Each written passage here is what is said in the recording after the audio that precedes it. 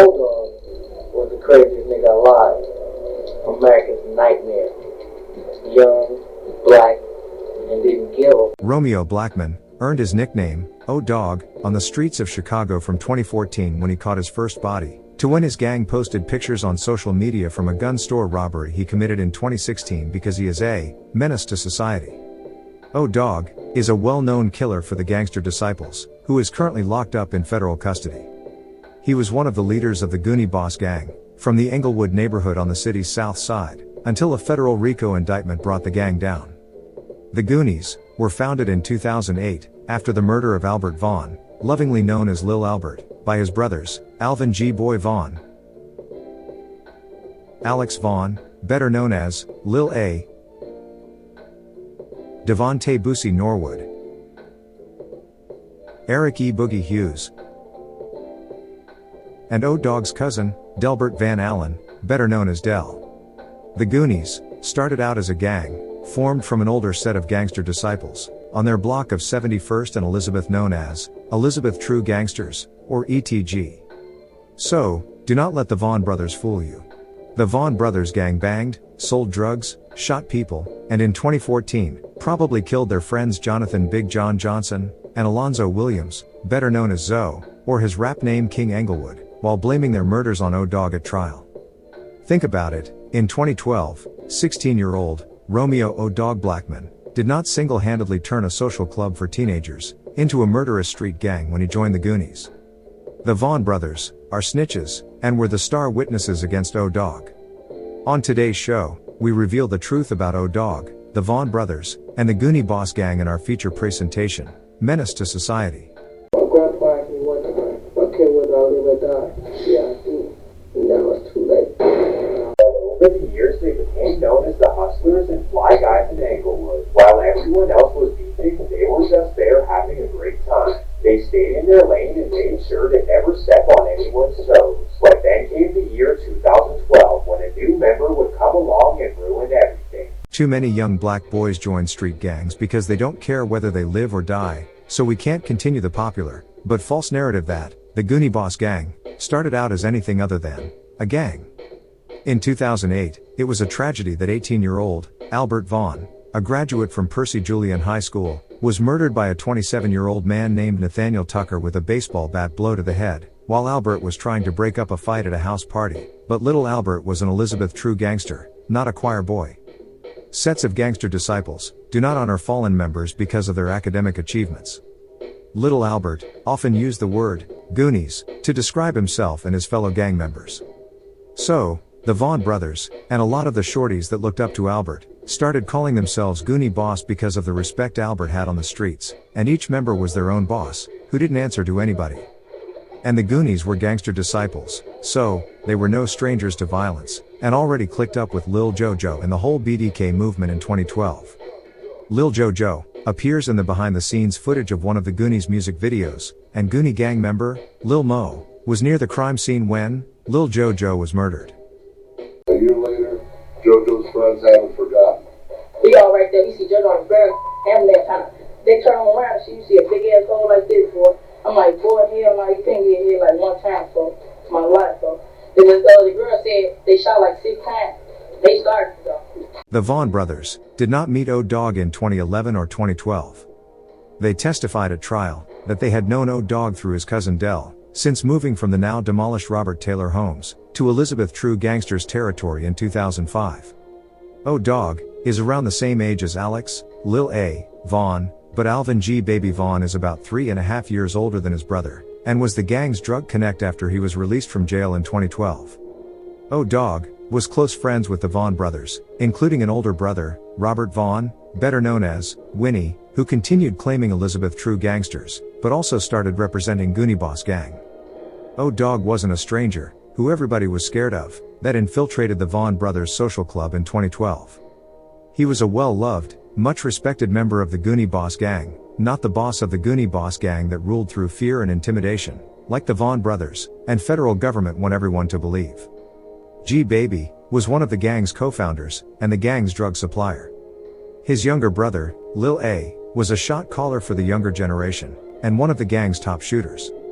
O-Dog's murder spree allegedly started in 2014 with the murder of Goonie Boss Gang member, Big John, but court testimony from the Snitch brothers, I meant Vaughn brothers, reveals that O-Dog really didn't have a motive to kill Big John, but the Vaughn brothers did.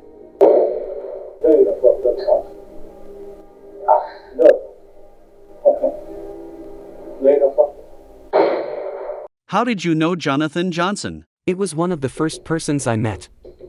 Well, it was the first person I met when I moved to Elizabeth. Well, would you consider Jonathan Johnson a Goonie? Yes. What happened to Jonathan Johnson? Romeo killed him. Okay.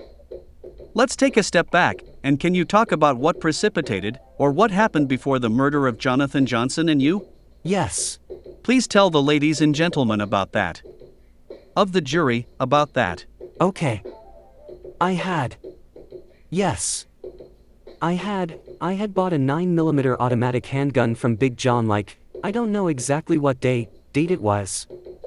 But that same day, I bought the 9mm handgun from Big John. My house had got raided looking for that same 9mm handgun that I had bought from Big John. So, Lil A, Alex Vaughn buys a 9mm from Big John, and that same day, his mama's house got raided by the police, with a warrant looking for the gun he had just bought from his homie. Sounds suspicious, doesn't it? Lucky for Lil A, the police did not find the 9mm. Instead, Lil A was arrested for possession of ammunition, but released the next day, and found out that Big John was murdered. Since one of the Snitch brothers was locked up when Big John was killed, let's hear what the other one, Alvin G. Baby Vaughn, has to say about the murder of Goonie Gang member, Big John, in January 2014. Who was at the door? It was Big John. Was Big John alone? Yes. And what happened next? He come in. Him, Sko, and O-Dog get into an altercation, where they was fighting, and then I break it up. Were they actually fighting with their fists? Yes. Okay. What happened next? I break it up. O-Dog, when I break it up, O-Dog asked for the pipe. I'm no. So, you said O-Dog asked for the pipe? Yeah. What did you understand him to mean when he asked for a pipe? He asked for the pipe, he asked for the gun. I said, no. No. Did you give him a gun? No. What happened next? Big John asked, man, you gonna let them kill me? You gonna let somebody do something to me? Hell no. You my brother. I ain't gonna let nobody do nothing to you. So, who did he say that to? You? He was talking to me, as he was saying, was I gonna let Romeo and them get down on him. Did you have a gun at this time? Yes. What kind of gun did you have? Me? Yes. The .38 revolver. And what happened after you talked to Big John? I walked Big John home. And do you recall where Big John lived at this time? Yes. He lived in between Elizabeth and Troop, but on the main street, like 70th on the main street though. What happened with the other people that were at your house? I wind up going back. I don't remember. It was so long ago. I don't remember if they was still there, when I made it back or not. Now, what happened the next morning? The next morning I wake up. O-Dog and Nate, knocking at the door. When you say Nate, is that the person that you previously identified in Government Exhibit 2203? Yes. Nation. Were you at the house? Where were you? I was at the trap house. They came to the trap house. They came knocking and said they just seen an op on the 9. What did you understand them to mean when they said, we just saw an op on the 9? I understand that they seen somebody who shouldn't be up there, on the 9. Somebody was on 69th, that we was into it with. And what happened next? I gave him a gun. What gun did you give them? The .38. What happened after you gave them the gun? Like about 20-30 minutes later. Rather, 20 or 15 minutes later, man called me like man. He thought Zoe had shot Big John.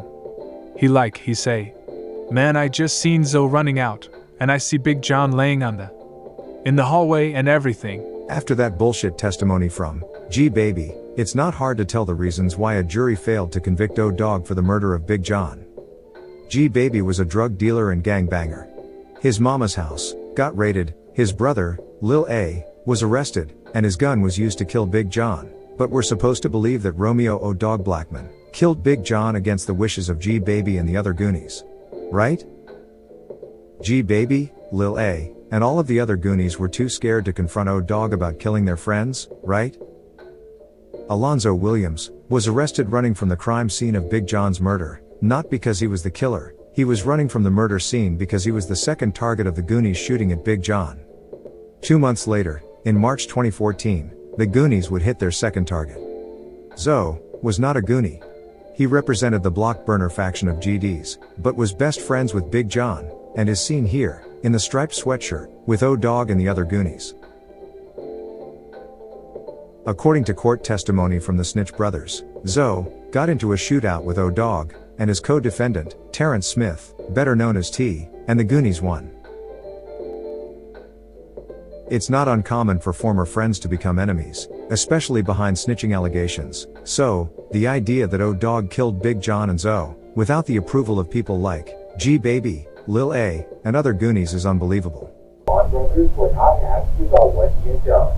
However, they knew that they were no match for O-Dog and his boys, so they had to just go along. Lil A willingly hopped into a minivan with Goonie members Romeo O-Dog Blackman, Terrence T. Smith, and Goonie affiliate, Quante Hughes, who was called La La by fellow members of his gang, ETG, the Elizabeth True Gangsters, on October 23, 2014. O-Dog didn't force Lil A to wear a mask and black gloves when it was time to drill with the Goonies because Lil A was a shooter, his own boss, and already knew what to do.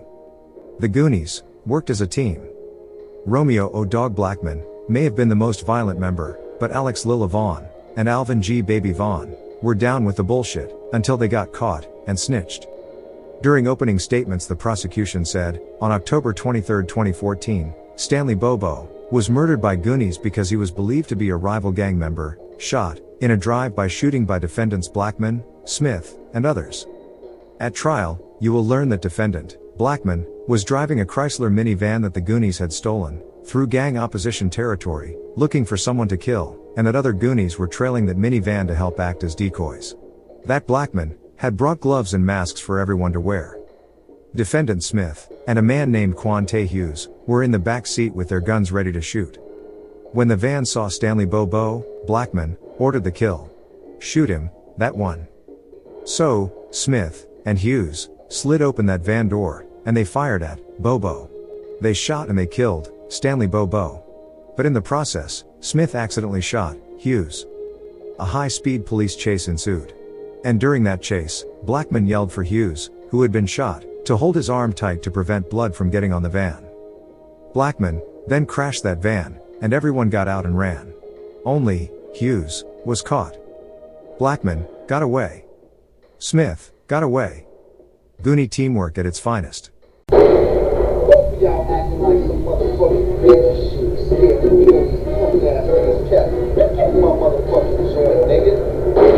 If you value knowledge over narratives, please smash that like button and subscribe to the Cartoon News Network to shoot this video to the top of the YouTube algorithm as we continue the rise to reach our next goal of 5,000 subscribers.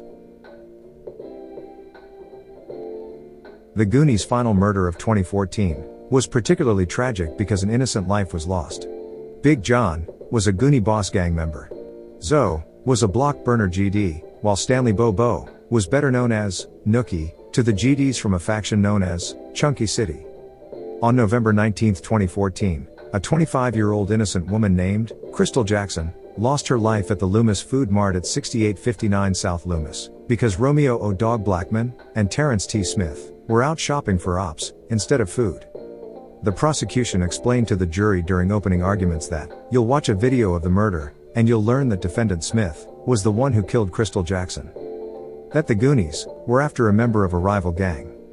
That Smith, Blackman, and a female drove and parked near the Loomis Food Mart that evening. That Smith got out of the car, while Blackman and that female waited.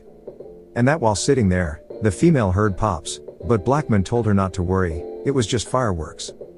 That Smith then came back running to the car, and they left the area. After the shooting, defendant Smith and Blackman told other Goonies what had happened. They bragged about shooting 2 of their rival gang members. Back at the Goonies' house, Smith poured bleach on his hands, a tactic Goonie members used to get rid of gunshot residue. Except, they didn't kill a rival gang member.